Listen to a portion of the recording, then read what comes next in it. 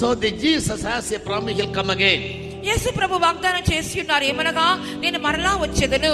In the railway station there may be many passengers found in the platforms. Railway station లో చూసినప్పుడు platform మీద అనేక మంది జనులు అటు ఇటు నడుస్తూ తిరుగుతూ ఉంటారు. When the train comes, train వచ్చినప్పుడు only those who have valid tickets in their hand will board the train. ఆ యొక్క మంచి సరైన నుండి టికెట్లు ఉన్నప్పుడు మాత్రమే వారు బండిలోకి ఎక్కుచున్నారు. Those who entered the platform with the platform ticket, they have to come back.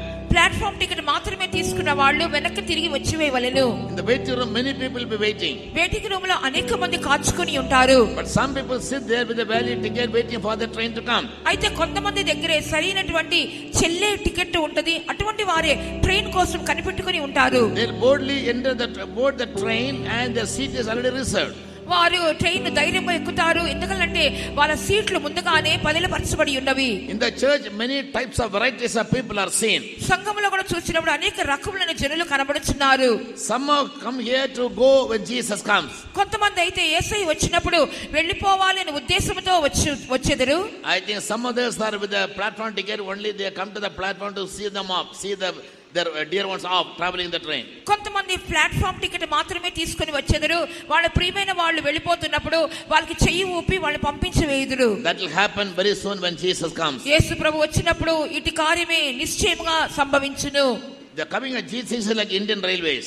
యేసు ప్రభు యొక్క రాకడ అనేది భారతీయ రైల్వే వాళ్ళ వలె కనబడుచున్నది. He said the time and the hour of my coming no one knows. నా రాకడ యొక్క సమయం గాని గడియ గాని ఎవరికీ తెలియదు. Even I myself do not know. నాకు కూడా తెలియదు. Nor even the angels. అయితే దేవదూతలకు కూడా తెలియదు. Only my Father which is in heaven knows my time. అయితే పరలోకమందున తండ్రికి మాత్రమే నా రాక యొక్క సమయము తెలియను. In Acts chapter 1 verse 7. అపోస్తల కార్యముల 1వ అధ్యాయం 7వ వాక్యంలో చూస్తున్నాము. So true Christians and the children of God should never try to know the time. కాబట్టి నిజమైన క్రైస్తవులు అయిన వారికి ఆ సమయం తెలియనిదిగా కనబడుచున్నది. Saint Paul writes to the Corinthians in chapter 15 that in the twinkling of an eye he'll come and go. పరిశుద్ధుడైన పౌలు కొరింథీయులకు చెప్పుచున్నాడు, ఒక నిమిషములో రెప్పపాటులో అది సంభవించును అని.